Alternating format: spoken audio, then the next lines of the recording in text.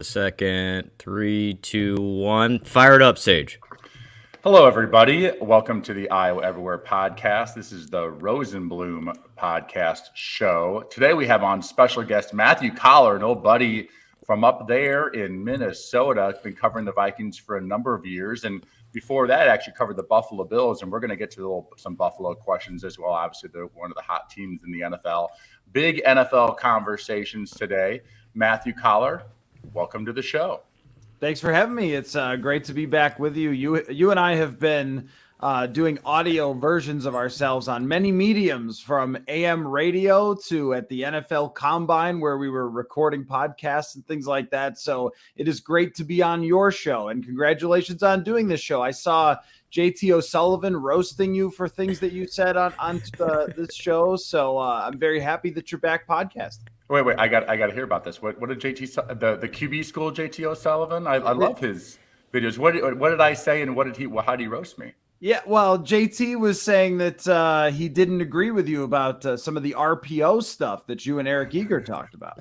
Well, so he's listening to the podcast. Well, I appreciate many opinions out there of what is winning football and what long term creates winning both college and pro football. I think I don't know, that was an interesting discussion we have. I'm a big believer that RPOs are a nice wrinkle in football, but I don't believe they're an offense that consistently wins, because you're just asking too many sort of decisions to be made at the point of attack. And the quarterback has to make a ton of decisions. And I think of course, the quarterback's an important role, but I have this philosophy. If somebody in an organization has the hardest job, it helps to try to make his job a little bit easier, rather than go, hey, you have the hardest job, let's put more on your plate. And that's what I feel like the RPO game does for quarterbacks. It's a nice wrinkle, but to depend on it on 3rd and 1 and you call an RPO, it's like, we just really want to run the football. And I see it more in college than pros, but you do see it. And, you throw the football, you got a free runner loose, or a defensive end, or it gets batted down, or just it's an incomplete pass. There's a lot of bad things happen when you throw the football. And I'm old school. Like, I don't know, when I was in college, it was 3rd and 3. We're running the football, anything 3rd and 3 and under. And, to leave that decision up to the quarterback just adds extra complexity to it. And I think over time, wouldn't Eric say that over time, it doesn't produce winning football? Is that sort of his statistical analysis? I mean, you follow it more than me. Matt has been one of the sort of at the forefront of the analytics and pro football focus game, and we'll get to that. So, I mean, what are your thoughts on the RPO? Yeah, I mean, I think that, if Eric's statistical analysis says that over time it regresses after maybe being kind of a novelty at first, then I would follow that. But I would also say that I think that if you run a certain kind of offense, if you run under center and outside zone and play action, things like that, and you mix that in, opposing teams are very shocked by it. And we've seen that a little bit with Kevin O'Connell and Kirk Cousins, where teams just do not expect Kirk Cousins to be running RPO game out of shotgun, because that's not him and that's not who he's ever been. And we've seen it catch some defenses off guard, where linebackers are like assuming that Dalvin Cook is going to get the football, because as soon as Kirk Cousins reaches it out of the shotgun, it's almost always going to Dalvin Cook. And plus, he draws so much attention. So you can create space behind those linebackers by doing it. But if you were asking Kirk Cousins to do what Nick Foles was doing in late 2017, where it was RPO after RPO, I don't think that would work out very well. And I always wondered about that, like how much it sort of caught teams by surprise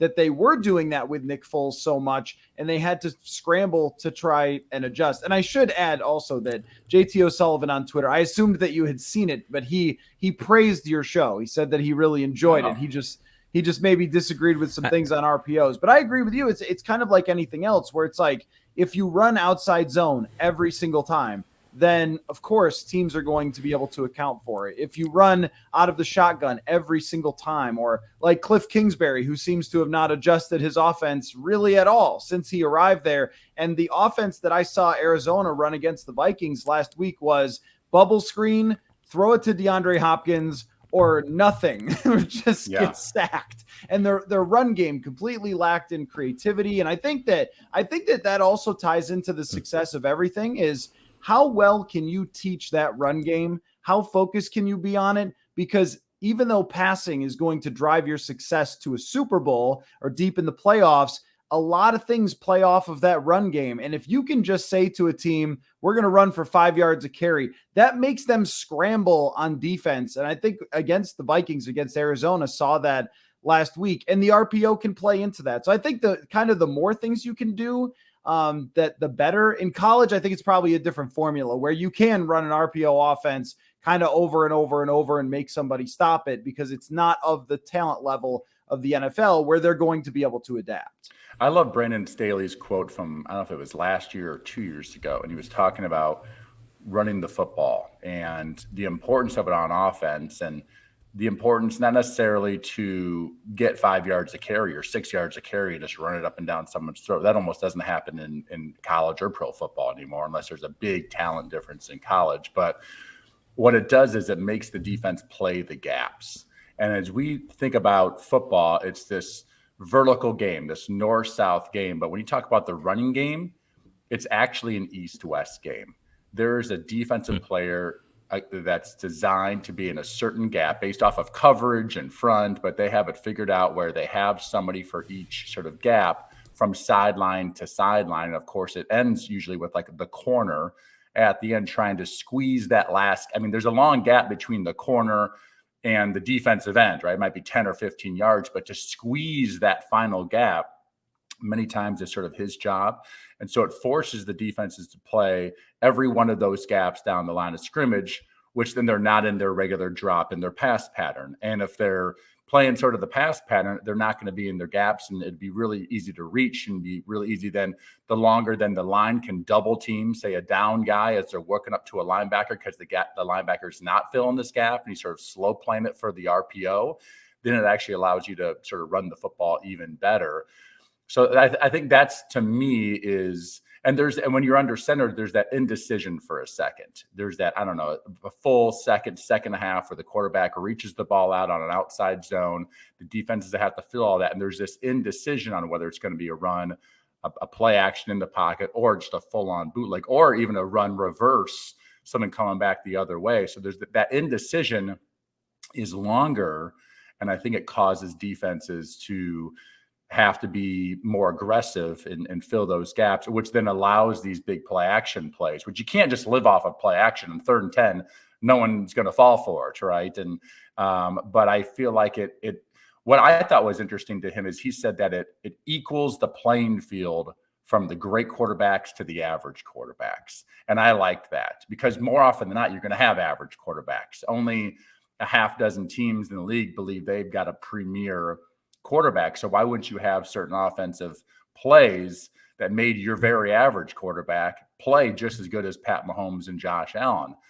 It's hard to just go shotgun and throw it all over the field. And even RPOs, I mean, a shorter guy like a Russell Wilson, or even Kirk Cousins, who's not 6'5", those got to be a little bit lower percentage or just harder to hit between linebackers and over defensive ends on the RPO stuff than like the real tall guys.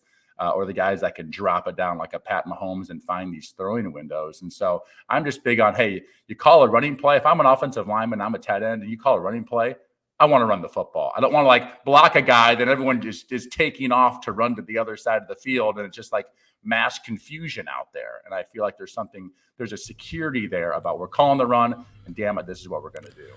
I just like that Sage rolls right into a 6-minute dissertation on RPO, and we didn't even really get a chance to introduce Matthew Coller, a Vikings beat reporter. Yes. Well, we did go right into it. And Sage, I'm just glad that you're getting heat on social media from JT O'Sullivan for football reasons, not just political reasons, like most of the time when you're on Twitter. So that's that's an improvement. But so the first question we ask every guest, Matthew, is how the hell do you know Sage Rosenfels? You touched on it a little bit, but we are always curious how everybody knows Sage Rosenfels. And everyone does know Sage Rosenfels. I mean, I have experienced this at the NFL Combine. This is one of my favorite things. And I was glad that we were able to do it again this last year, where Sage came out and did a bunch of shows with me, because when we walk around together in Indy, and it's like this big convention center, but there's also hotels and restaurants and everywhere else, everywhere we go. I mean, I could make a whole long list, like a spreadsheet of the people that we ran into. It was like, oh, here's Wes Welker. Oh, here's Zach Robinson, who's a coach for the Los Angeles Rams. Here's the GM of the Seahawks, who knows you somehow from Washington. And so everybody does. But we got together initially doing radio at 1500 ESPN, where I was the Vikings reporter, and then I ended up hosting a 2-hour show. And so we started out by doing a weekly reaction podcast in 2018, where it was just, I think the Monday morning after the game, we would kind of break it down, or maybe the Tuesday, whatever it is, so you could have a chance to look at some of the film. And then from there, we started doing more when I got a 2-hour show on the station. So then it would be like once or twice a week, pop on for an hour. And then the combine thing was really, really the highlight, I think, of just being able to go out there and meet a bunch of different people. And one time, actually, my flight got canceled at the very last minute. So Sage had to go out by himself to Radio Row at the combine and was interviewing random prospects, asking their names. And every time I see Travis Homer make a play for the Seattle Seahawks, I remember Sage approaching Travis Homer at the combine, like, who are you? What are you doing here? And doing that's not true. That was I walked into the team hotel. This is like the day the combine was sort of starting. People were just sort of arriving. Maybe some guys arrived the night before. Running backs must have been first. So it was like not even day one.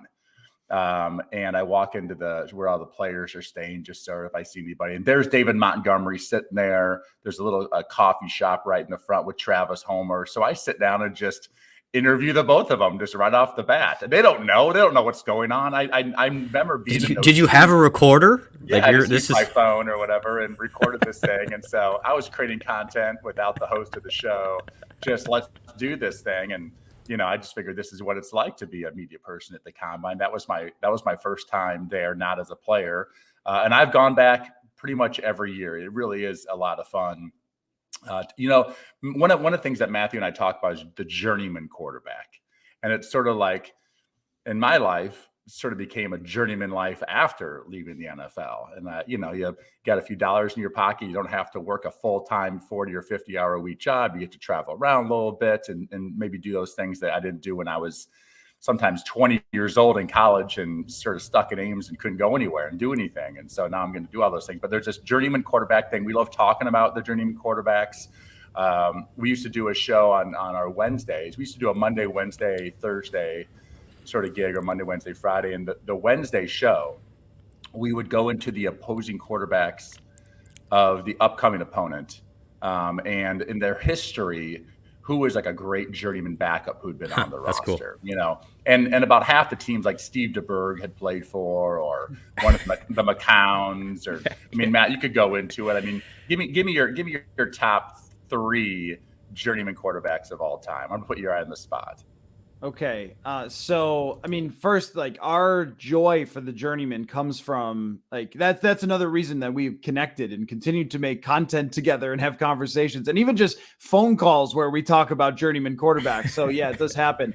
I think, I mean, so there is a distinction. Starting quarterbacks that should be journeyman quarterbacks, the way we look at it. Well, right. But there is a distinction that we've had to talk through and we've had to deal with, which is there are journeyman starters and there are journeyman backups. So like a journeyman backup would be Chase Daniel, where it's a guy that, barely got to start ever in his career, but was around for a really long time. And that's more where you fall in, is kind of a journeyman backup quarterback, where when you got your opportunities, you were a 500 quarterback. Although I think Pro Football Reference should give you one more win for your game where Miami came back to beat Buffalo, where you came off the bench. They didn't give you a win. They gave Gus the win. He was down by 20 points. Not fair. There was a Jets game in that same year, by the way, the Nick Saban year in 2005, I guess, where it was tied at halftime and Gus got hurt and I came in and we got the win. It didn't get credit for that. Who do we have to talk to? People. Let's go. Let's fix this. Yeah. So I think, but if we're talking about the best journeyman starters that kind of go from team to team, Ryan Fitzpatrick, I think, is the GOAT of this. I mean, he played for so many teams, and I mean, even though he didn't have success, and I don't even know if he ever made a playoff, but he would always give competent, quality, entertaining play. And if his team was any good, he was right there in the mix. He played for the Texans one year, and I think he went maybe 9-5 as a starter. He was with the Jets, and they needed a week 17 win to get in the playoffs, and they actually lost at Buffalo and won 10 games and missed out in the playoffs when he was just flinging the ball up to Brandon Marshall. He's at the top there. I think Josh McCown also falls into the journeyman starter because he has started for a lot of teams and played the role of backup. Once got a $10 million contract from the Jets just to be a backup. I mean, those are at the top. I also think that Nick Foles moved himself up into the all-time rankings of journeyman starter quarterbacks by winning the Super Bowl off the bench for the Philadelphia Eagles. I mean, he's a tough one to peg because he was a starter for some teams that bought into him, but then really sunk into that backup role and then was ready to go in 2017. I mean, there's so many. You mentioned Steve DeBerg is such a great name. I mean, for a guy that played until he's like 44, there's that story where Steve DeBerg, they put the audio thing on his helmet or his pads because he had lost his voice. So they like concocted a microphone. Have you ever heard of this? No. Hold on. That's another thing is that we'd go back through their Wikipedia and just found, and also like when they're 60 and done playing, you guys are speaking my language. They got arrested for some sort of illegal transaction, or just like random, got hit by a car. What happened to these guys after I'm Wikipediaing Steve DeBerg right now. I was like, is he still with us or not? But we also would talk about journeyman backups. I think the backups are almost more interesting because it's the name, you faintly remember a few games they played, and they were like Chase Daniel he's probably been on 6 or 7 teams at this point, and they just to have that just backup role that's almost even more interesting because they never get like the star power money. They're just sort of year after year trying to sort of make it work and obviously sort of earn the respect of the general managers and head coaches and offensive coordinators around the league. Many times, like myself, from the preseason. I mean, the preseason was sort of like my job interview for the year, whether for my own team or for the other teams, because many times in the 16 games that would follow, you got no action. So you're sort of your first and second preseason games was me trying to get a contract for next year. I mean, that's sort of how it goes, and there are a fair share of guys that would make it sort of year after year. We had some criteria. There was a second stint. If you could be one of those, like if you were sort of in the journeyman fraternity. Yeah, right. No, because you would go to Wikipedia's and you would see that a guy would have a second stint almost every single time. And there's also the journeyman who is just barely hanging on. So there's like the 3 levels of journeyman. So there's like the Quinn Gray or something, the guy who's just barely in the league. And then there's the more solid backup. And then there's the journeyman starter, the solid backup who someone employs every single year. And that's the McCowns. And they get their chances to start sometimes they're a backup. And that, like a Steve Berline or something who would kind of like back in the 90s, remember, they used to bench quarterbacks all the time. So it would be like this guy's starting one year and then he gets benched for the other guy. So it's like Dave Craig or Chris Chandler coming in and Steve Berline going out. And the team would have 2 of these guys and they just go back and forth. Tommy Kramer and Wade Wilson from back in the day. There was dozens of situations that were like that, like a Bubby Brister but those guys who were kind of fringe starters, but would routinely get benched when they weren't playing well. But the criteria for being the journeyman, usually for the backup was you had a second stint, but you also had to have 4 teams. Yeah. And a shining moment. Now, I think that goes for kind of the first 2. And this is where your Chris Chandler sort of comes in, right? Like this guy had, I think, like a 20 game below 500 record for his career, shows up in Atlanta, starts for them. There's no way they thought that was going to go great. They must have just been like, we need someone to play quarterback. Let's give it to Chris Chandler. And they win what, like 14 games in 1998? Yeah, the Dirty Birds. Jamal Anderson. This is the Case Keenum 13-win season. Yeah. A little bit of what we're seeing from Geno Smith now, which is why we were talking the other day about doing this. I mean, it's remarkable for a guy like Chris Chandler, who could have been kind of left for dead. But one of the things that also is pervasive here is that the guy never gives up. Like he'll take any job, he'll take any shot, and he just keeps going. And then one day it happens. So someone like yourself, and I've thought this before. So there is a YouTube account that does journeyman backup quarterback highlight reels. And sometimes they're only like a minute long because the guy didn't play that much. Sage's is like 10 minutes long. There's a lot. And I'm not just like patting you on the back because this is your show. I mean, you made some throws. Most of them were to Andre Johnson, but you made some throws. And some to the other team. And some to the other team. But threw a very catchable ball. You have to say, though, that based on the 2009 Vikings team, the roster that they had, and also like the schedule was not super daunting that year. No. Sage Rosenfels wins 10 games for that Vikings team. Favre wins 12 and takes him to the NFC Championship, but you're getting that team to at least the playoff race. That could have been your shining moment. I feel like I had a couple of shining moments. There is, that one came out the other day, Tua threw 4 touchdown passes in the fourth quarter to come back and a win. I threw 4 touchdown passes to come back and then lose the game. We ended up losing anyway. There was this Buffalo game. You may have been covering the Bills at that time, 2000. No, I'm not that old. 2005 as well, where we're down 23-3. Another journeyman, Gus Farrat. And Gus had his fair share of starts in the league too. He's got that sort of mix, right? But Gus got a concussion. We came back and beat those Bills with 3 touchdowns in the fourth quarter. So there's a few shiny moments in there. So shiny moments, 4 teams, and second stint were sort of like our main 3 criteria. Talk to me about these quarterbacks and you love guys that come out of nowhere. Talk to me guys like PJ Walker. I mean, there really should almost be a next level. Like, he played in a different league. XFL. Yeah, he played Arena or XFL or NFL Europe back in the day. I feel like that adds even like extra spice to the journeyman quarterback role. Yes, I should have said that could have been your shining season, because for journeyman backups, sometimes that happens where they get their full season. But I remember when Matt Barkley threw for like 4 touchdowns, we were like, shining moment. He's a journeyman now, because you got to have it. You can't just be on rosters. Like, you got to have it. Well, that's what's interesting about like Chase Daniel. He almost doesn't have a shining moment. I mean, statistically, he's got like 8 starts and he's played for like 14 or 15 years or something like that. I mean, he really has like a minimal amount of action for an incredible career. And also, of course, we know amount of income that he has made. And it sort of started of like, hey, he's going to back up Drew Brees. One of the great things about the backups that last for a long time, like a Chase Daniel, is your humbleness to know who you are. I think that there's an issue with some guys are backups. They don't accept that fate.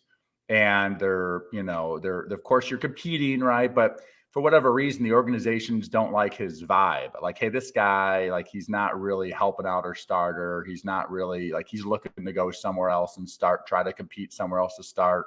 And you never really settle in and just accept your fate as the backup quarterback. But the guys who do, like Chase, and just, hey, I'm going to back up Drew Brees and just have Drew love me and go, the next year, Sean Payton's going to be like, hey, what do you think of Chase Daniel? Oh, love that guy. He's super supportive of me and helps me on film. Great. Well, we'll keep supporting our starter. The guys that do that end up having the longer careers than the guys who are almost sometimes physically better, but they're like really itching to be a starter. And it sort of like hurts their long-term opportunities, because people almost view them as a starter too much, and then they like play and they don't play well, and then like you're just out. I know it's sort of an interesting like Christian Ponder, 1st-round draft pick, lasts for like 4 years in the National Football League. You'd think a 1st-round draft pick at the very worst would end up being a backup for 10 years, like Blaine Gabbert or something like that. Could we talk about backups really quick who are now starters who are playing well? In particular, Geno Smith up at the Seattle Seahawks. I have a theory that if you're a 1st rounder or a 2nd rounder, you're one of these guys that gets thrown in early and you fail, right? Like Geno Smith failed with the Jets for a multitude of reasons. But people are amazed that, like, if you sit on the bench for 5 years, you actually can get better. Like, if you continue to work at this craft all off season, during the season, watching film, like, you will get better. If you're now 30 years old, you're going to be better than you were when you were 23 years old. I mean, I think that's just a fact. And we're seeing that sometimes. We're seeing it with Geno, seeing it with PJ Walker, a guy, but there's some other guys in the league who sat for a long time and they were sort of failed high draft picks. And then later on in their career, it's like, hey, actually, this guy's gotten a lot better. And they're blown away by that the guy that they knew as a first rounder as a rookie is actually better than the guy who's now in year 8, year 9. Yeah, that's one that you don't see very often because a lot of times those guys, and this is why I'm impressed with Geno Smith, because a lot of times those guys do view themselves as starters and are not willing to, like, they'll take a backup job, but are you willing to really embrace the backup job? Because there's a lot that goes along with that. I mean, number one is, the scout team, of course, every week you're having to pretend to be some other quarterback for practice purposes, which is pretty darn important to your defense, the film analysis, the support of the starter, and being ready at any moment. And that's why I was so impressed with Geno Smith, because last year we got a little bit of hint that this could happen when Russell Wilson got hurt in the middle of a game. And I think it was against the Los Angeles Rams. So you're talking about a very good opponent. And they did not win the game, but Geno Smith came off the bench, and that man was ready to play. He kept them right. You would have thought Russell Wilson gets hurt early in a game, and it's just over. And instead, it was the opposite. I think it came down to the final drive with Geno Smith. And when somebody shows that capability, that's a buy-in level to the backup quarterback job that not everyone has. I remember a great story. A guy from the CFL wanted to sign with the Vikings, and he had had a long CFL career. He's maybe 28 or 30 years old. And they wanted him as their backup because he had this great CFL career. And he wouldn't sign because he said that they told him he wasn't going to compete with Kirk Cousins for the starting job. And it's like, sir, Kirk Cousins makes $30 million. That's not ever going to happen. Like, why would they? You're not going to duke it out with him in training camp. Like, you're here to support him. And the guy never got an NFL job because of that. It's like, you probably sacrificed yourself millions of dollars because you simply would not embrace that. And I think that the other thing is too, like, players who show that they want it kind of no matter what. And that's like a PJ Walker, where PJ Walker was the backup quarterback in Indianapolis. And of course, with Andrew Luck there, like, never really got a chance, and goes to the XFL and doesn't treat it as if like, oh, it's just, whatever, XFL, I'm just going to run around and just do whatever. He was the best player in the entire league for the Houston Roughnecks, and a joy to watch. I watched a number of those games, and it was super fun. And they had a coaching staff with June Jones on it. So they were doing run and shoot with PJ Walker. And you saw his arm strength is kind of absurd. Like, threw it 67 yards in the air the other day. So he's got the physical talent. He can move around, but he's a little undersized, and he didn't have some prolific college career. But the willingness of a player like that to stick with it until he finally gets his chance. In fact, Carolina was bringing in everybody they could to make him not the quarterback. Baker Mayfield, Sam Darnold, whoever. They even drafted Carroll this year, right? Matt Carroll. What was his name? Matt Corral. Matt Corral, from Ole Miss. Right. So they even drafted. So they were like, we do not want you to be our quarterback. And yet he's been their best quarterback that they've had, really, since Matt Rule was initially hired.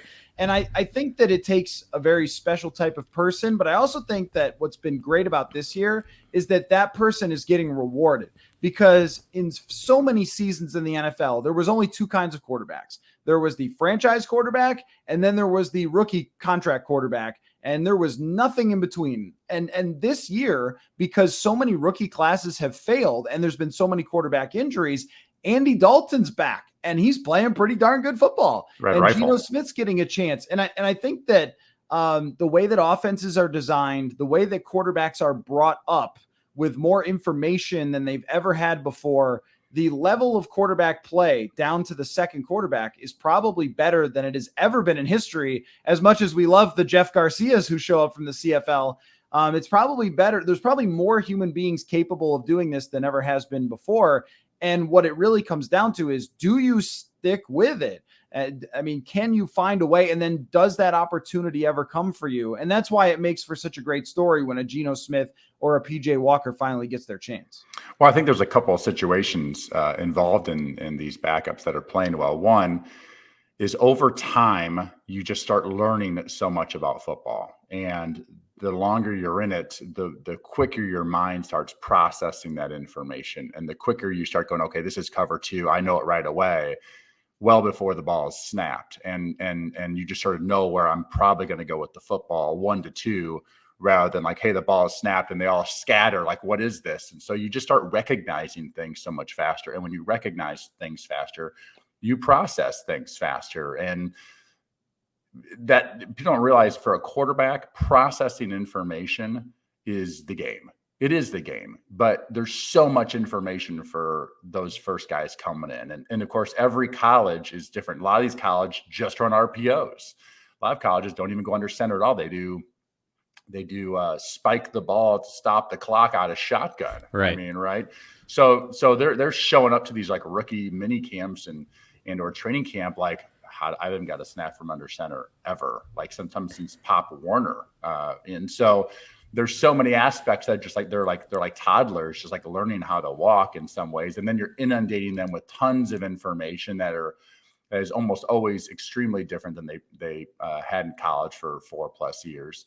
And so they're just like overrun with like, of course they're going to be incompetent for a while. One issue that the NFL has came in that's caused the league sometimes to look poorly, I think, is not having enough quarterbacks, i.e. like not having 3 on a roster. And I know it's an extra roster spot, it's another, $1 million to the salary cap, but there is development in guys who are the 2 or the 3 that aren't rushing to have to play right away. And it's just such a complex position. It's just not like wide receiver or nose tackle, or they're sort of like, this is exactly your job, do it. There's less thinking going on. Nose tackle there's a little complexity there, but it's very much like, this is your gap. Make 2 guys block you so the linebacker can make the tackle. It's not overly complex with protections and coverages and game situations. And so these young quarterbacks are inundated with all this information. They fail. Then if they're humble enough, they go, you know what? I failed.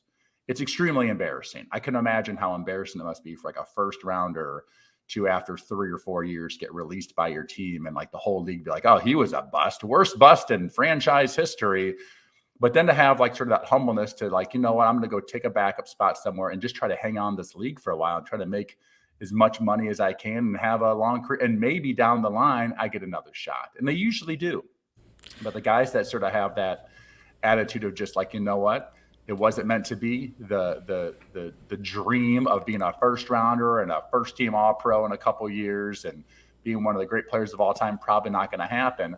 But I could still make like another $30 million if I just play it right. And guys are doing that. And then now we're seeing them. And I don't know what is Geno Smith, like year 9, year 8 or something? 9. I mean, he graduated in 12. Yeah. PJ Walker, bounce run. Taylor Heineke. I love watching Taylor Heineke play. He sort of reminds me of a Case Keenum a little sort of baller, limited physically from like a height perspective, but competes like crazy. You can just tell the magnetic. Here's another thing is when you're in those practices, when you're in those off-season workouts, when you're in the cafeteria, the backup quarterback has also the ability to get the team to really like them. And so when they do go in, it's like, we love this backup quarterback. He, buys us beers when you go out for drinks. And so I sort of feel like you play a little harder than the guys who are like a little bit more standoffish and not really sort of into the team and they're upset at their role and whatever it might be. The guys that can really get the team to buy in around them have a way better opportunity to possibly be successful when they do get their shots. And I think that's guys like Chase Daniel. They do an incredible job of managing like the social side of being a backup quarterback so that like everyone just wants that guy around. It's sort of there's other guys out there you can bring in. And, if you're relying on your backup to be the starter long term, you're probably not going to go to the playoffs. But if you, for 2 games or 4 games or here and there, it's great to have a guy that the whole team really believes in and really likes. I just sort of feel like that gives that team an opportunity to stay in the hunt. Happy to have Matthew Coller from the purpleinsider.com for all you folks in Iowa. Does as good a job as anybody covering the Vikings. The 6-1 Vikings, Matthew. Yeah. Let's talk about that. All of a sudden, the Vikings have the second best record in the NFL. And speaking of quarterbacks, are we back in on Kirk Cousins up in Minnesota? Well, I did want to add real quick to what Sage was saying that there was and Sage knows what I'm talking about, but there was a 3rd-string quarterback that I covered who had his own T-shirts, and I could tell you that didn't go very well with the players who deserve to have their own t-shirts. So there's a humility element that's big. There's also, I promise you can't be a self-promoter. Not as QB3. No, I mean, even Russell Wilson, QB1, it doesn't rub teammates very well with some of the stuff that he does. But I think that's an interesting part. I also think that, and I will answer your Kirk Cousins question, I promise. All good. I think that an interesting element of it is for teams and how teams kind of deal with these players, where Geno Smith was dumped after 2 years. And they basically just said, like, nah, not good enough. And look, he went 3-10. And look at his numbers. He was as horrific as you can bet. But also, if you compare his numbers to Matt Stafford's first 2 years, to Alex Smith's first 2 years, to Eli Manning's first 2 years, and I know that their pedigree was higher than Geno Smith's, but I think that the answer is through 2 seasons, and this goes for someone like Justin Fields too, or Mac Jones, through 2 seasons, you really don't know.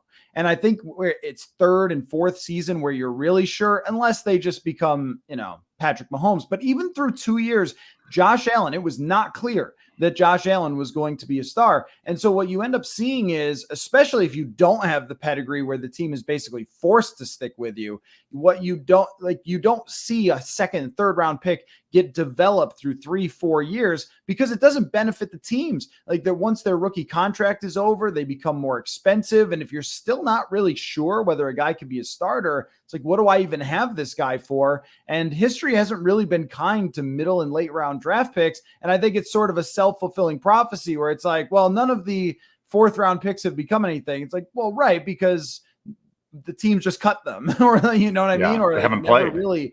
Never really invested in them. But also, if you're a team, everything's about efficiency. So do you have time to invest into somebody? So that's where the player almost has to take it upon himself to invest his own time off the field through, it's his off season and everything else. And some guys just simply aren't good enough. And if you're a front office and you say, no, PJ Walker is our quarterback, he's our guy, we believe in him, and then you go 1-16, you're fired. So there's always this dicey part of it. So these guys show up usually when someone gets hurt, and it's kind of like you just have to be there, and be ready if you're that guy. And some guys are good and have a chance and never really get that chance to be a starter, right? Like, they were likely good enough to do it, to have a pop-up season on a great team, but just never got that shot. On the matter of the Vikings, it's really interesting because Kirk Cousins has his worst career stats at this moment. His worst career quarterback rating, worst yards per attempt, and yet they're 6-1. And so I think the question that everyone's asking is, like, is he going to get better to be able to face some of the better teams that are coming up on their schedule, like the Buffalo Bills, the Dallas Cowboys, or is this kind of who he's going to be under Kevin O'Connell's offense, which is very sporadic, and maybe a guy in his 30s that doesn't quite have the speed on the fastball that he used to have with the arm strength? I mean, because at some point we see this with every quarterback, whether it's Matt Ryan or Russell Wilson, where it's just not quite the same, even though they're still starter caliber. And, there are other sections of Kirk Cousins' career where he's had runs like this. He went 5-1 during the middle of the season in 2020, but because they started 1-5, nobody noticed. And so you start 6-1, everyone says, wow, like, you're a Super Bowl contender. But I think that they've got a ways to go before actually proving that they're a Super Bowl contender. They have one win versus a winning team, and that team was playing its backup quarterback and its backup left tackle that day in Miami. So I think that there's still a lot of issues to solve and things to prove.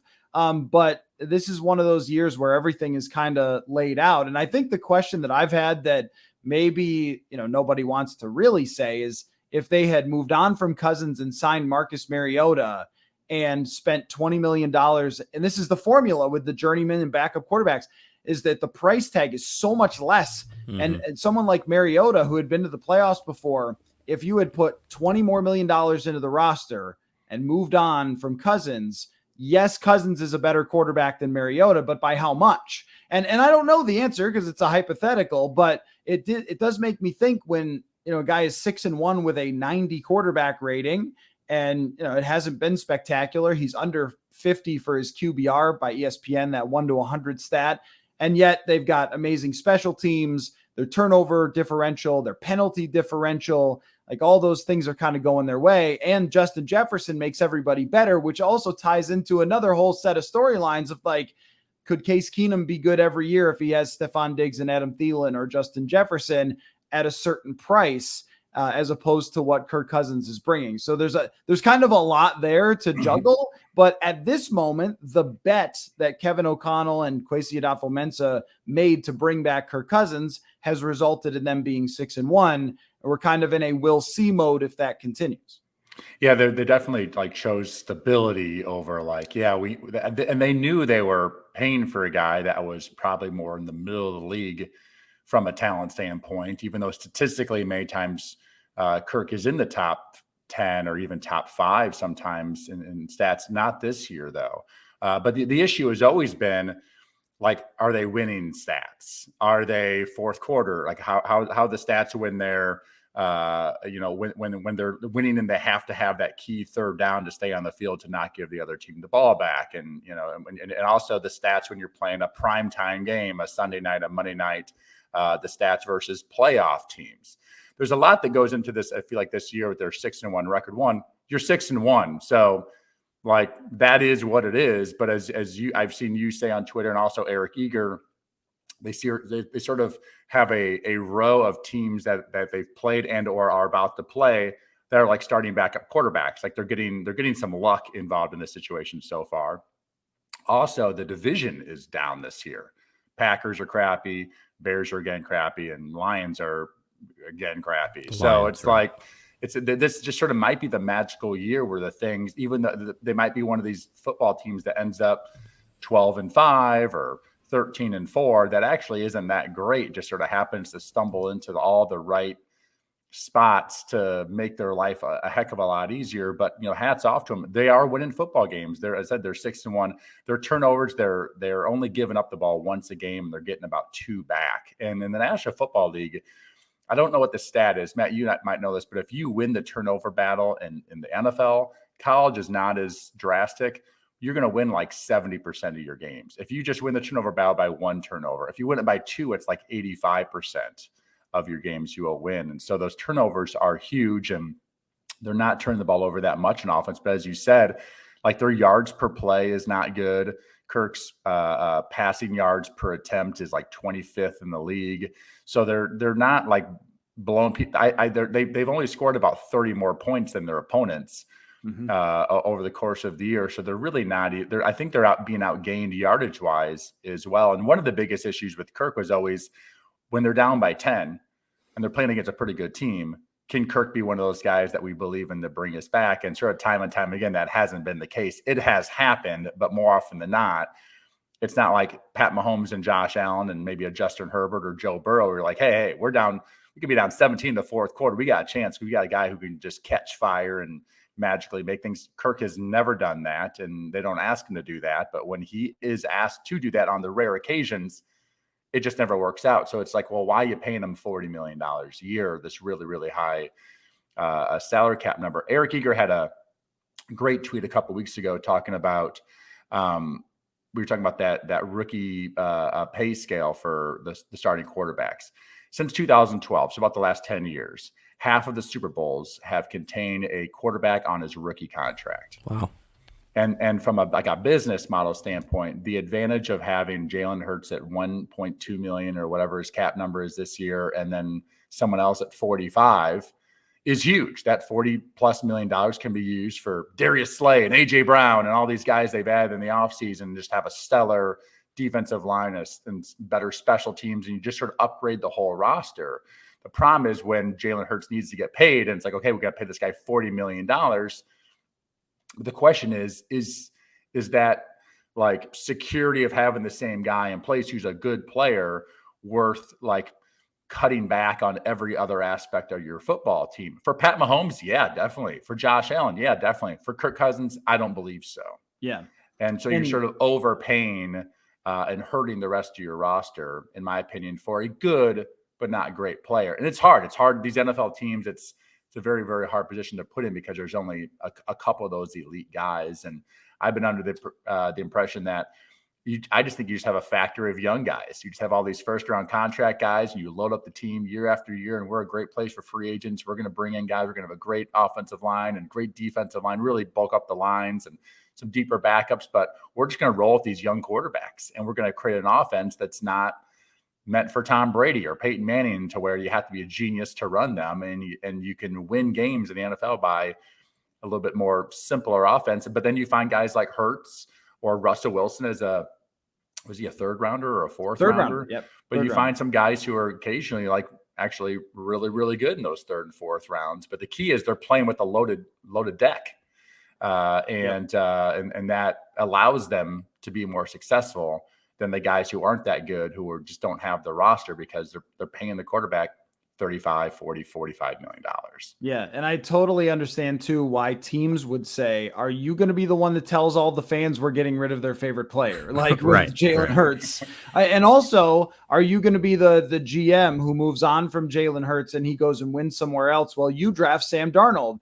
And then it turns out, and then the guy can't win almost no matter what. So that conundrum is one of the most fascinating things. And I think, when you're talking about Cousins, it's interesting because when we discuss the way that he has to play in order for them to win, which they've done so far, it really sort of sounds like a quarterback on a rookie contract, or it sounds like a backup quarterback who's just been popped in, because what they've needed is some good moments from him late in games, which they've actually gotten this year.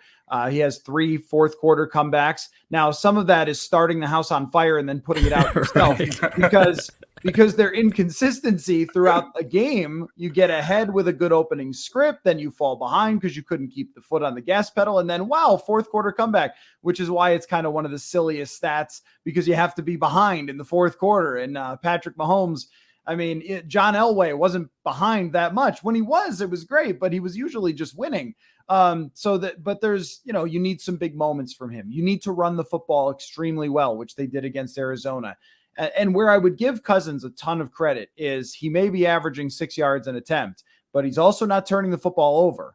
And if your defense can make a few plays for you, and you have a punter who can punt it 73 yards like he did a couple of weeks ago, they have one of the best punters in the league. And it sounds almost like, what are we talking about, football in the 1990s here? But still, like, these things are relevant in a league that only has a handful of super explosive quarterbacks that are just going to win no matter what. So if you're playing the margins game all the time, week in and week out, you're playing the margins game against Andy Dalton, you're playing it against Kyler Murray and a bad Cliff Kingsbury offense, like, you can win that way when this is how Alex Smith, look at Alex Smith's win-loss record, and then look at his box score stats next to it. There's a reason why he won so many games, because a lot of times you let other teams beat themselves if you don't turn it over. He had one of the best interception rates in the league year in and year out. And if you can do that consistently, and that's the thing with Cousins, where it's like, if you have to play that way, because you've got Jefferson who can do a lot for you, you've got Dalvin Cook who can do a lot for you, and a defense that's turning the ball over, then you can continue to win. The thing is, though, that if your defense does not continue to turn the ball over from the other team, and you get some other teams like Buffalo or Dallas who could overcome a bad turnover because they're just good, can you really win playing that way? And also, there's just always the kryptonite. There's interior pressure. We saw Cousins get strip sacked against interior pressure last week. He is not mobile within the pocket.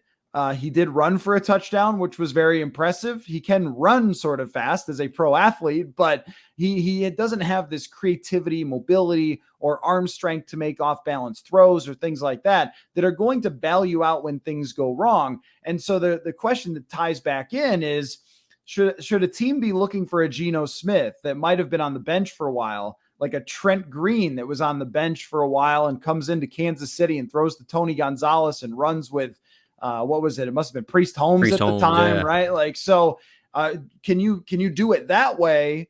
Can you get someone, instead of trying to draft all the time, can you get someone who is capable enough and then stack your roster when you don't have to pay that person? If Andy Dalton is starting for the Vikings or Marcus Mariota, they're probably 6-1 or 5-2 at this moment, because they could get another receiver, a right guard, as opposed to drafting one and then having the guy give up a ton of pressures week in and More week more out. Vikings chatter about the right guard. We've talked about the right guard Still or the a problem. left guard or the guard. It's always a guard issue. Still But a problem. that is legitimate with Kirk because he's not a guy who slides around all that well. He's, I don't want to call him mechanical or robotic, but he sort of goes back and takes his hitches and lets it go, and he's pretty dang accurate once he does that. But if you start getting less tackle pressure, he does a good job of stepping up in the pocket. But when you get that internal pressure with nose tackles and three techniques, pushing those centers and guards back, and Bradbury, that's been one of his struggles in his career. They get pushed back into his lap, and he needs that room to step into his throws. He just doesn't have that flick of the wrist, Aaron Rodgers or Mahomes or some of these other guys, Josh Allen, sort of capabilities to have enough power. And he's not a big guy. I mean, people don't realize, like, Kirk's just not a big guy. And you look at Josh Allen, he's huge. He's like 6'6", 240 pounds, and Kirk is definitely not that. And so there is an amount of, like, the bigger you are, the more you can just heave it further down the field. I mean, it does become a game of that sometimes. I stood next to Phillip Rivers once after a game. I was like, "Oh my God, you are gigantic!" I would not have thought that. Yeah. After he was way bigger than I thought he was after Vikings and Chargers, I think 2019. But to your point, I really think it's interesting about building your team to tailor specifically to your quarterback's exact strengths. And Kirk has always been good at staying in one spot, and the tackles can always push the guys behind him. And I think that's one of the reasons they've had success with their tackles. But they've invested draft picks, but not like big money free agents on the guards. So they're always kind of hoping that somebody can do it, and moving this guy and moving that guy. And it's like, you're actually doing the worst thing possible for Kirk because he's not going to move. So if it's Mahomes, he'll escape this way or that way, or Kyler Murray if the guards have problems.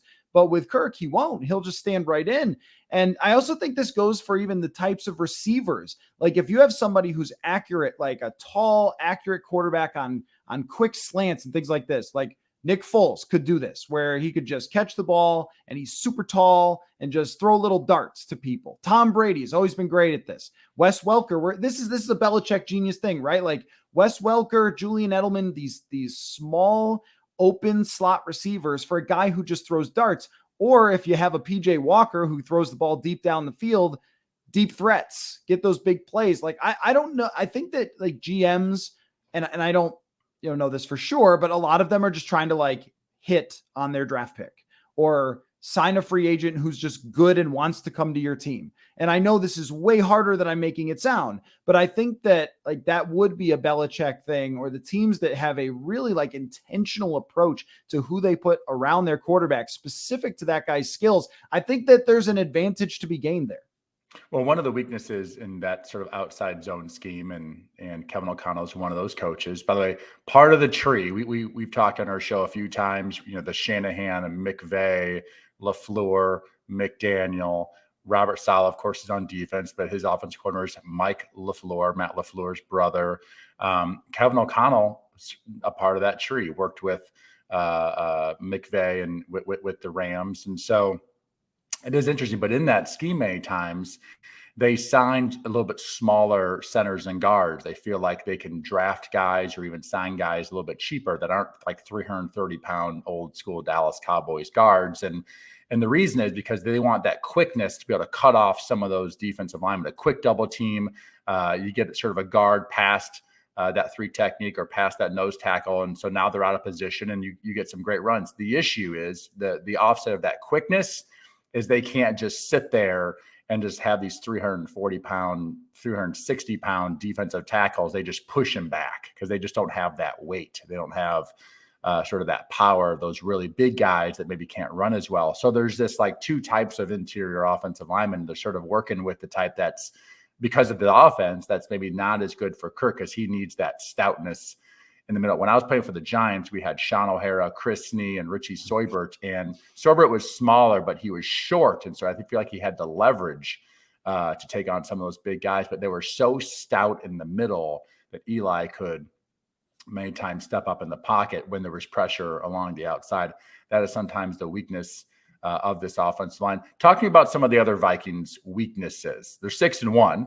So they have obviously some strengths. And one of those is just turnover margin, and they're executing, and they're not putting themselves in harm's way with stupid penalties. But you see some weaknesses out there. I see their yards per completion defensively, their secondary, their linebackers is one of the 31st in the National Football League. Is that somewhere where they're getting torched a little bit? Yeah, it's an interesting subject about their defense specifically because, I think that they've gotten a lot out of Zadarius Smith, and they've gotten a lot out of their defensive tackle, Delvin Tomlinson, and then a lot more out of Patrick Peterson than they would have expected. But everyone else is kind of questionable. I mean, the scheme is also kind of questionable. Like, they're playing a lot of, now I know our guy, JT O'Sullivan, hates when you call it shell coverage. So I won't call it shell coverage. I'll call it too deep with no blitzing. I mean, they do not blitz very often, and they are playing over the top safeties all the time, which really doesn't play to the strength of Harrison Smith, who's more of a guy who gets up in the box and blitzes and uses his instincts. And I don't think he has to be 40 yards deep to succeed and to read route combinations and things like that. But I'm not sure like how much he's enjoying this defense because it really hasn't utilized all of his strengths. So, I think that that's a big concern is they really can't stop number one wide receivers. They give up a ton of yards, and they have to rely on turnovers and red zone stops, which they've been able to get. And then you look at the opposing quarterbacks they've faced, and you kind of like, oh, okay, now I understand why they've been able to get those. But there's not a ton of elite quarterbacks they're facing the rest of the way. So can they continue to just bend and bend and bend and then hope that their offense can do enough and that they can make a couple of plays? The other part is probably the depth at wide receiver has really changed even from last year, especially a couple of years ago, where it was a 1-1A situation with Diggs and Thielen. It's really not that anymore. It's really the Justin Jefferson offense. And when Jefferson doesn't succeed, and if you can't run, it's kind of just over because they have not adapted well, or the offense doesn't fit that great, I think, for Thielen and Osborne. Thielen is very much a possession receiver at this point. Osborne really worked out from the slot and kind of a get the guy the ball in his hands, make some plays kind of thing.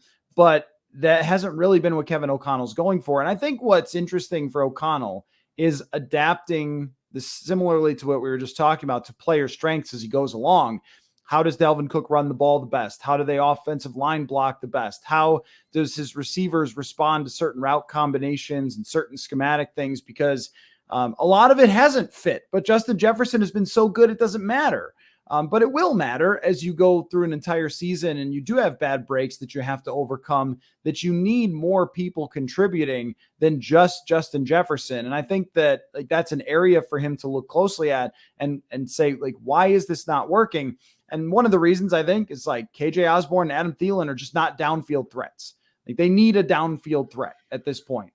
So it'll be interesting to see how he changes things as they go along. But they might just have to be one of those offenses that kind of relies on the big play to Justin Jefferson and then runs the ball.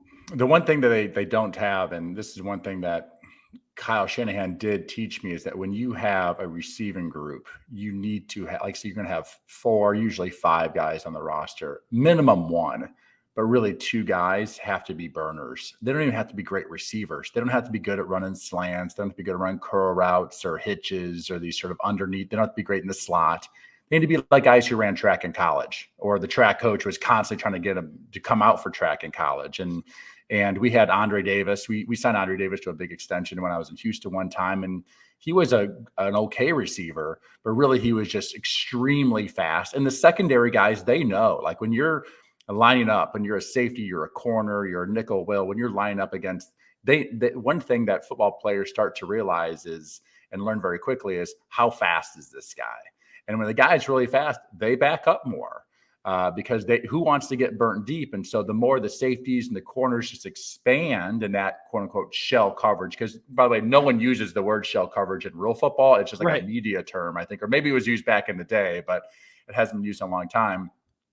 That opens up all this other room for the guys who maybe are a little bit older, but aren't crazy fast, but maybe great players, right? Or even if you have a great super fast guy like Justin Jefferson, it opens it up just more room for him on the dagger routes, on anything that's sort of in the middle of the field. And so the Vikings, that probably would be a good offseason acquisition for them. And sometimes it's just like a 7th-round rookie who ran track at Florida, not a great receiver, but the dude's like a 4.29 guy at their pro day. And like, we're just going to have him on the roster to basically, you'll have like regular personnel with number 81 in there, because 81 is like the fastest guy in the team. And this is the play that we run. He takes sort of the top off, as they say, and opens up. Let's move on to another great receiver, former Viking, but now with the Buffalo Bills, Stephon Diggs.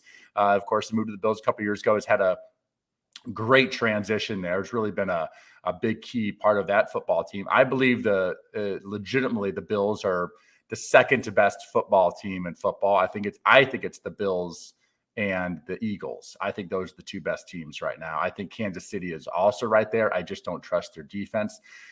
You covered the Bills for a long time. Talk to me about just like covering the Bills. We need to get into like their team this year, but the Bills Mafia, the Bills passion, in the upper Midwest, very used to like the Packers as the small town team. Talk to me what it's like to be covering the Bills in Buffalo, New York. Well, it's funny because from the time that I was 13 years old when the Music City miracle happened until 2017, I think they missed the playoffs every year. So that was, I think where all that stuff came from with the tailgating and everything else was people's response to the football being so senseless for so long. And they had so many problems. I mean, it was like the owner didn't want to spend money to keep players like Antoine Winfield, who is a tremendous, tremendous player, but they let him go out the door. And that happened a lot. Jason Peters, they didn't want to pay. He became a Hall of Famer somewhere else. So that was an issue for a while. Then they missed on quarterback draft picks, Trent Edwards, JP Lossman. And then they tried to fill it in with our guys that we were just praising so much, the Kelly Holcombs, who's, a guy with a big heart, and with the Ryan Fitzpatrick. And they would try to guy with a big heart. I like those guys with big hearts. That's what we. Hey, and Kelly Holcomb had a great career. He did have a great career. He was the first quarterback that I saw playing that had full on gray hair when he was like 31 years old. And I was like, gosh, guess he really aged. He's only 31. Sure enough, I'm getting grays at 29, So. Right. Well, that's a part of the journeyman, man. Yeah. So they went through that so much, just searching. The Tyrod Taylor, a 6th-round draft pick that they picked up from Baltimore and everything else. And I never saw them because I moved to Minnesota. So I never saw them with the Josh Allen. I had only seen that version of the Bills when I was a little kid with Jim Kelly. But that's what's so interesting is that for many years that we would just have these discussions about everything else, right? It would be like, why did they sign this receiver? Why did they make this trade? Why didn't they pay this player and everything else? Because in sports radio, if you just say, folks, it's the quarterback, and they'll shut off the station for the rest of the day, right? You can't do that, right? But the reality always was that they weren't going to win anything until they found someone like Josh Allen. And my God, did they find one of the best quarterbacks I've ever seen in my life. And, good for them because they went through so many years of misery. And it wasn't just, but they didn't even have the pop-up years like so many of these franchises do, where you get like a Vikings where it was once every 10 years, essentially. Favre shows up, Keenum shows up, Wade Wilson takes him to the NFC Championship, Randall Cunningham. They didn't even have that. And maybe part of it is that, recruiting people to sign as free agents in Buffalo was really difficult, not just because of Buffalo, but because the organization was in peril for a while. So their new ownership, I think, was a big deal for them as well, to change the culture of that organization, change how they're viewed. And even having like Rex Ryan put them on the map a little bit more, and he won't get any credit because he eventually got fired, but they were a team that was pretty messy. They had a coach, Doug Marrone, just quit. When does that ever happen? An NFL coach just quit. And so Rex, weirdly, because it was kind of a mess and it was way up and down, sort of stabilized them to being competitive. And Sean McDermott has taken it to a completely different level. And of course, a major part of that is the quarterback, but they also have a great defense. They also have, a great organization top to bottom. So to see that versus what they were, it's actually one of the reasons why I know so much about all these journeyman quarterbacks is because I studied the whole league, because there was no reason to watch my team where I grew up for. I mean, there really wasn't. It was it was the worst part of the Sunday was watching the Buffalo Bills for most of my life. So I couldn't wait until the 4:00 game where it was like 49ers and real teams. Yeah. Cowboys or something. Like there were so many years there of just misery and frustration. And to have them come out the other side of that, for all the people I know, is so cool for them. And because I was thinking about, as the Vikings go to play the Bills, I mean, we're talking about people who are 25 years old, like grown adults who can rent cars, who have never seen this team be good. They've never in their life seen this team be good. And finally, they get this over the last couple of years. So that's pretty cool for them. There is something about ownership. And before we let you go here, and it's back to a combine story where we sort of kicked off this episode. I was at the combine, I guess it was right before COVID, I believe. And I was hanging out with Mike Silver, and I think it was like Rhett Lewis, somebody from NFL Network, and we hung out with the Pagula. Is that how you say his Terry name? Pagula. Yep. Yeah, the owner of the Bills, and he was buying $500 bottles of wine. So I was just like, I'm here until you're done buying these things of Camus or whatever it was. Nobody's surprised by this. But. Yeah, right. So we're getting to this various conversations, and he's talking about this and that, and then fracking, big fracking guy, I guess. Yeah. I don't even know, but I do know this. Again, another thing you sort of learn along the way in the National Football League is that even though each NFL team has the same salary cap, each NFL team does not have the same resources from a owner standpoint. And yes, they're all billionaires, of course, other than the Packers. They're all billionaires. But a lot of these billionaires don't have just like $60 million sitting around to just hand to a quarterback on an extension. Kyle Shanahan would talk about that with the Broncos. Pat Bowlen did not have that type of money. His money was in the team. Mm-hmm. So they actually would struggle sometimes getting those top-notch free agents. And I think when the Wilsons owned the Bills, they didn't have those extremely deep pockets either. You already are behind the eight ball with trying to get people to move to Buffalo, and you have one shot a lot of times to be a free agent in the National Football League to go get your bag, as they say. And it's like, well, there's Dallas and there's Miami, and then there's the LA Rams, and then there's the Chicago Bears, and then there's the Buffalo Bills. And if you rank 32 teams, you're 1 to 32 of like least worst place I'd like to go to in free agency. Now, again, I'm from a small town in Iowa. Probably most Iowans would be like, Buffalo sounds much better than those crazy people in New York City or San Francisco. But for a lot of players, they're looking for a little more nightlife, maybe better weather, those types of things. But at the end of the day, if you've got the big bank account, which this team now has, they can sign those guys like a Von Miller or get Stephon Diggs that huge contract that he wanted. That sometimes those other owners, even though they're billionaires, just don't have that type of money laying around. Yeah, not only that, but you can you can give a player a signing bonus or an extension and do it that way to mess with the cap whatever way you want to. I also think that getting free agents, getting Von Miller just has to do with the quarterback. Everybody wants to go play with a great quarterback, even on defense, because they know like, oh, if our defense messes up, this guy will help us. And you asked about Stephon Diggs, so I know you've got an appointment or something at some point here. With Stephon Diggs, what was really frustrating when he was in Minnesota was that they wanted to play a certain way. And I think it was the right way to play with Kirk Cousins, but it could not maximize everything Stephon Diggs would do. So we'd watch the film back and go, wow, he was open like 17 more times than he got the ball. And, so because you only see the TV copy and you only pluck little things here or there. He skipped one practice out of frustration. It was just one. And then it was not a problem the rest of the season, and caught a 60-yard touchdown in the playoffs. And in the Minneapolis, the Minneapolis Miracle was earlier, but they won a playoff game that year and everything else. But still, that one skipped practice, people painted him as a diva and everything else, when really what people don't know about Stephon Diggs is that everybody in the NFL is competitive, but it's on a spectrum. There's like the guy who's playing for his money, and that's great, and that's something. And then there's some guys who burn to win in ways that normal people cannot comprehend, simply do not understand as other human beings how competitive this person is. That's Stephon Diggs. And the only way I can describe it is Michael Jordan.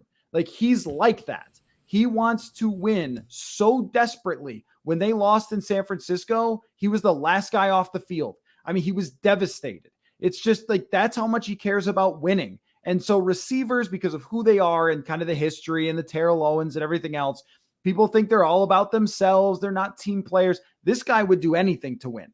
And so when he, kind of forced his way out and went to Buffalo, I told all my friends in Buffalo, this guy's going to make Josh Allen a star. Like, he's going to catch 100 passes. And if you build the whole offense around him, he's going to take you places you haven't gone before. Because look what he did with Case Keenum, and Keenum would just throw him the ball. And I think that was the part that people didn't understand. I'm not defending everything he did as a competitor in the same way that you wouldn't defend everything that Michael Jordan did as a competitor, because sometimes there are lines that get crossed. But you want that guy more than you don't want that guy. And I think that his reputation was really unfairly painted. The other thing, too, was the Vikings wouldn't listen to him. Like, he's a very intelligent guy, and he had a lot of great ideas, I think, for how to improve the offense, including getting himself the ball more often, rightly. But they wanted nothing of it. Mike Zimmer did not want to hear it. Rick Spielman didn't want to hear it. And that was his major complaint, was he couldn't even sit down with them and say, these are my ideas to improve our offense to get us over the hump. And I think that was what ultimately led him to Buffalo. And they've given him an environment that's just perfect for him. And all of a sudden, somebody who's painted as a cancer is now like the leader of the team, the perfect teammate. And it's like, because they're good and because they're winning. And he's got a great quarterback. Right. And, it is interesting. Buffalo, Minnesota, it's like the two teams with the best wide receivers, I think, in the National Football League. Stephon Diggs is right up there. We are out of time. I've got to get going. Mr. Coller, thank you so much for your insights on the Minnesota Vikings, on the Buffalo Bills, as well as the most importantly, the great conversation about journeyman quarterbacks. That really led off, this podcast. So thanks for coming on. If you need me to come on anytime, I'm not watching all the Vikings games anymore. That's sort of the way it goes. I'm spreading my knowledge around the league a little bit and watching a little more college football too. My Iowa State Cyclones are struggling, in particular on offense. And so that's not been all that fun to watch this year, but what we will see as this Vikings team goes down the playoffs in particular, what does happen, because 6-1 looks pretty dang good right now, but it just doesn't feel like they're a legitimate contender when it really breaks down to like the nuts and bolts of the football team. But I have Kevin O'Connell as one of those 2 or 3 guys right in the hunt there for coach of the year. He's done a fantastic job in his first year, and another journeyman backup quarterback bounced around the league, didn't make enough money, got into coaching, and here he is leading the 6-1 Vikings. So Mr. Coller, thank you for coming on the show. Sincerely appreciate it. And, and if anybody made it this far in the podcast, congratulations to them. But I will leave by saying this. I thank you both for your support. I know both of you are very supportive of the show. And Sage, people should know just how great you've been to me in my journey as a journalist, because I got to Minnesota not making very much money, just starting in, and to have your knowledge, which is just incredibly vast, to learn football from you and all the support you've given me, even through the years, just phone calls where we just talk ball and things like that. I cannot thank you enough for that. And it's always fun to get together with you. And I've got the combine penciled in for us next year. Let's do it. Love that. Do you guys need a third wheel? I would love to just hang on, especially if that guy's buying $500 bottles of wine, the Pagula guy. It's amazing. I walked up to a bar a couple of years ago, and my buddy Will, who's a throwing coach down in Jacksonville, he's like sort of a throwing instructor guy for quarterbacks, and Archie Manning walks in. I know Archie a little bit just from meeting him through backing up Eli. And next thing you know, Will and Archie are having this like 20-minute conversation. And my buddy Will's getting his son invited to Archie or the Manning Passing Academy. And Archie Manning's giving him his phone number, like straight off his cell phone. It's like my buddy Will's like, this is incredible. This is the wildest thing I've ever seen. And yeah, I got to know a few people on those NFL franchises, and they sort of stay a lot of times, or they bounce around to other teams, but they just sort of stay in the industry. So I got to build a lot of great relationships. Yeah, it's a fun event. Matthew Coller, purpleinsider.com, the Purple Insider Podcast. Go follow him there. Matthew, thanks so much, and have the Vikings keep winning for you. All right. Thanks so much for having me, guys. All right. Thank you, Mr. Coller.